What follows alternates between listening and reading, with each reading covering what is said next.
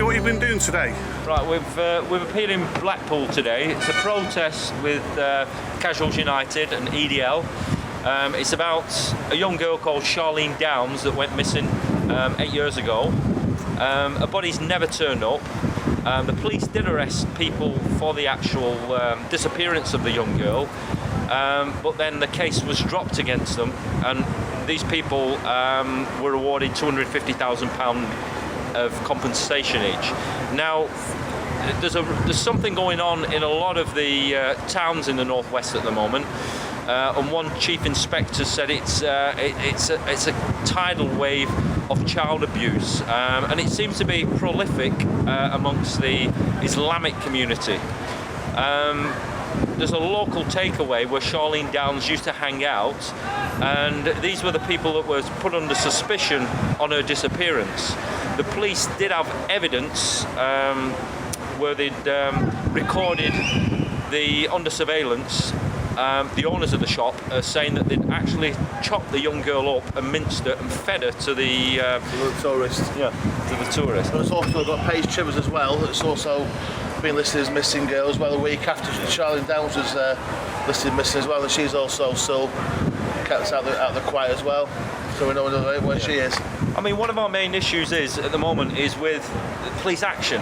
There just seems to be nothing done. This is going on now 8 years, and the family's still distraught. There's no body ever come forward, as in a physical, to bury and to put it to rest. No remains. There seems to be, the police are still scratching their head. So, we are saying, look, this case needs reopening. That's what we're here today for, to try and pressurise the police, that you've got thousands of people in Lancashire that have turned out today to demo against,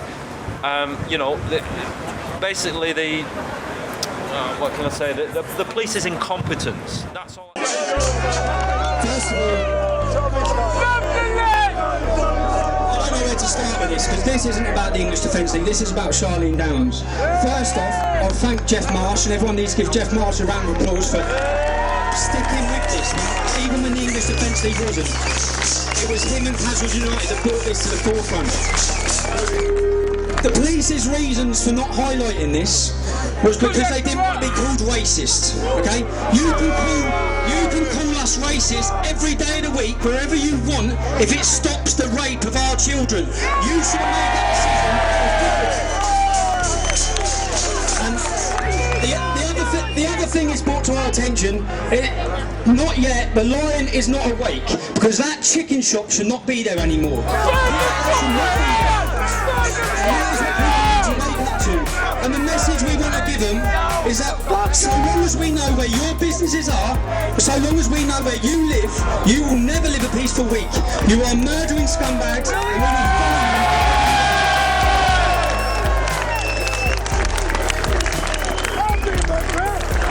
And that's it. I'm only going to say a few words, but God bless Charlene. Let's hope she gets justice and hope her family get justice.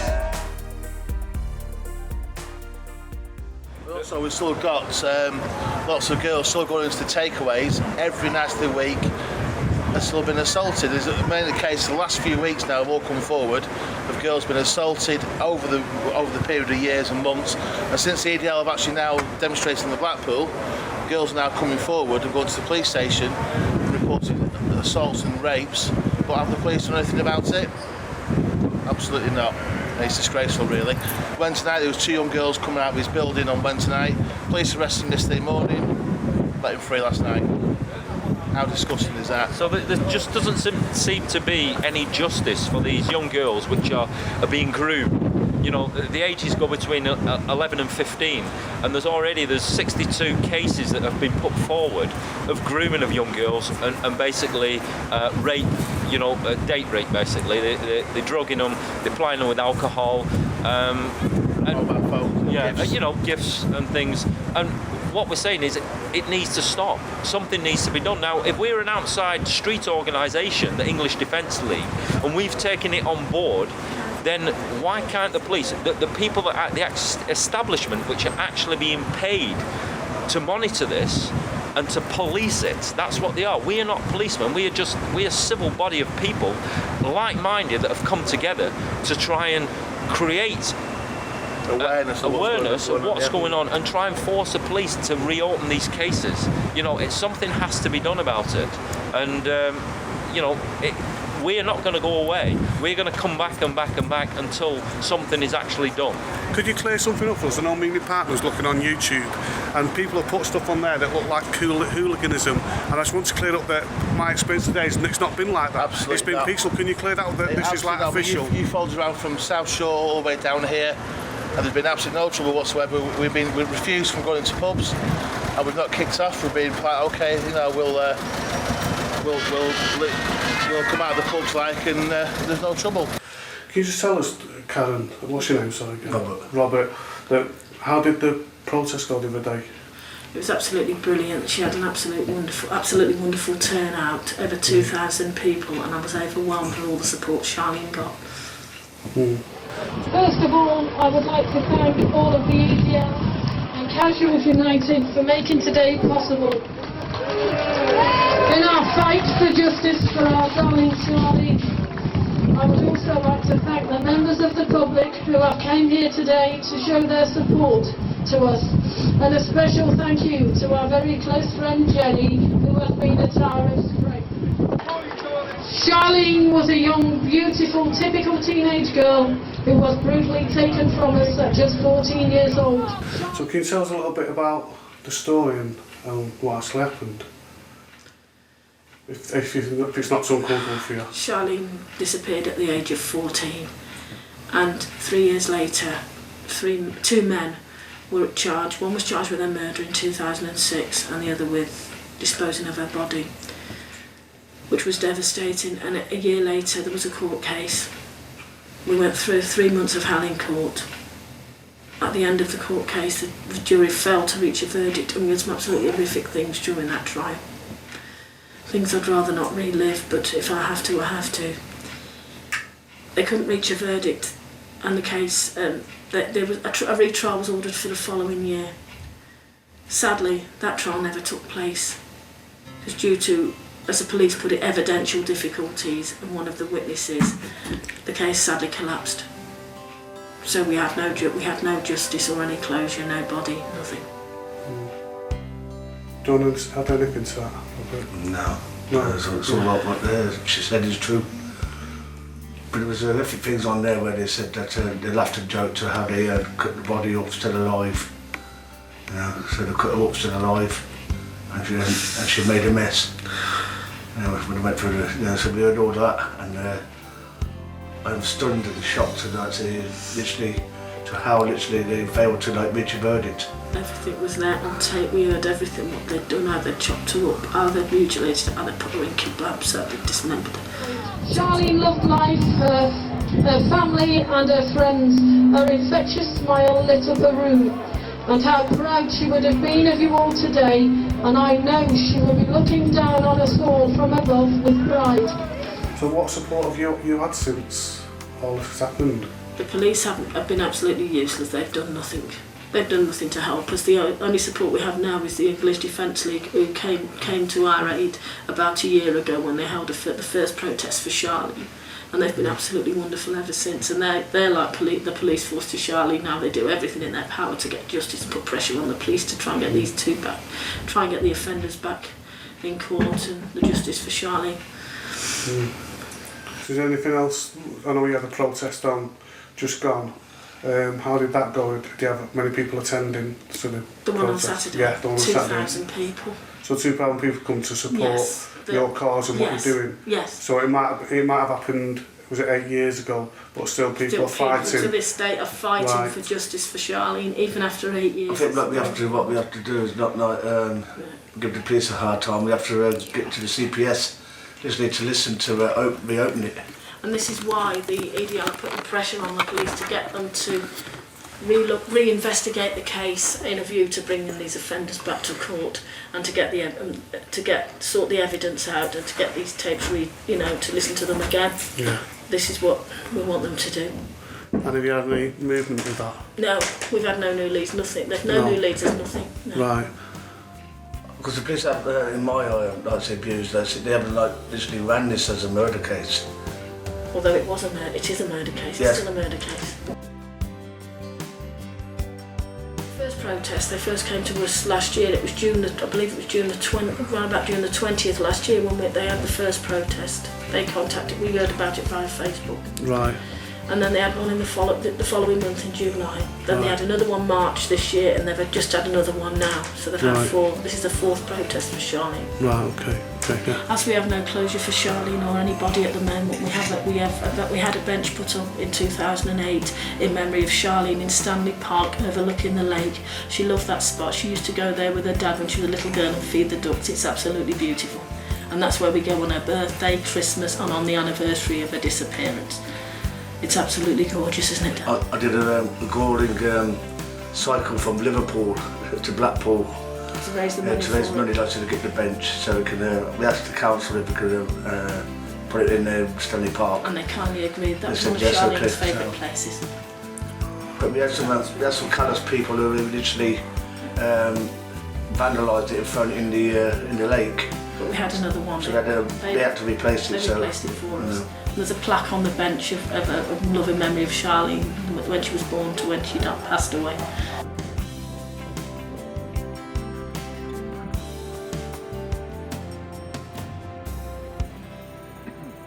Disgusting what's going on, and as it has been today as well. You know, we've come to honour the memory of this young girl who was only 14 years of age.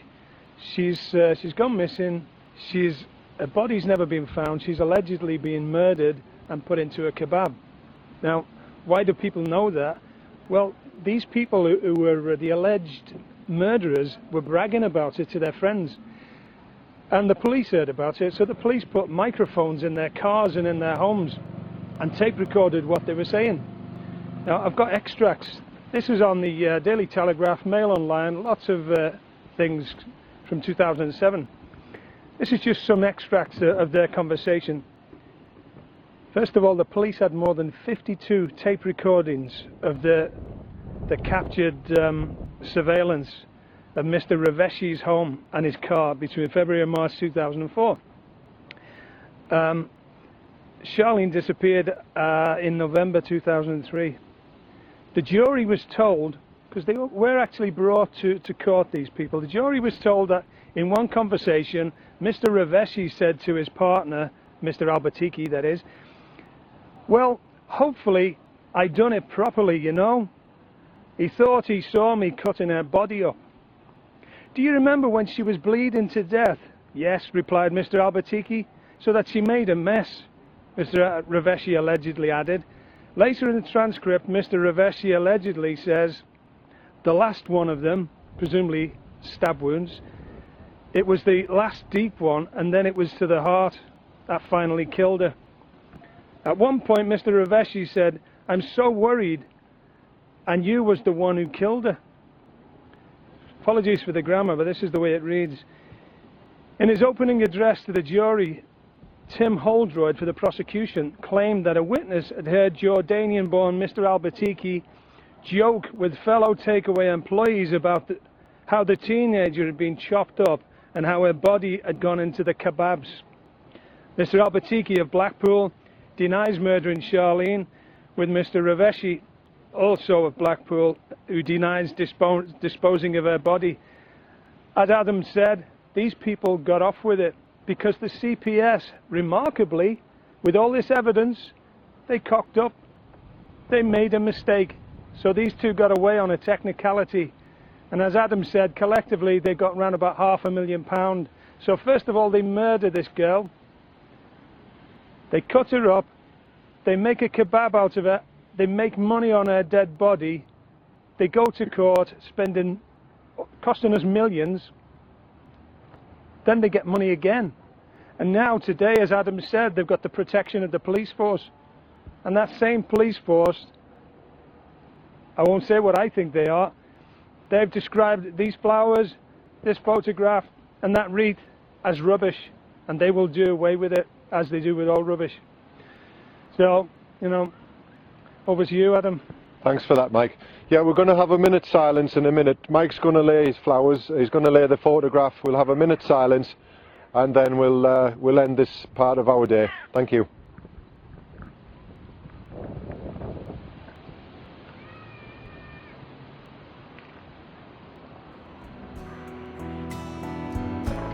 This is Charlene at the age of 3 months with her great-grandmother in her great-grandmother's arms. Oh. My grandmother. Yeah. And I'll give you this one. This was Charlene at the age of 2 with Becky, who was 4, Emma, who was 6, and Robert, who was 1. That's her oldest sister. That's Emma, Becky, Robert, and that's Charlene. This one is a school one at the age of 13. That's 13, she was 13. This one was taken 2 months before, I don't know if it's black and white, but it was taken 2 months before she disappeared. She was by Blackpool Tower with her friend Leanne. Very precious, it's the last one I've ever had of her. And this one was when she went to see, I don't know if you can do this one on paper. That was the last one of her as well, at a show, seeing Darren Day. She was smiling all over her face. I'm sorry it's on paper, I've had to have known because the police have got the original, I have to have it done on paper. My smiling girl who lit up her infectious smile, lit up the room, she had a beautiful smile. I think anybody could do that. Anybody could have hurt her.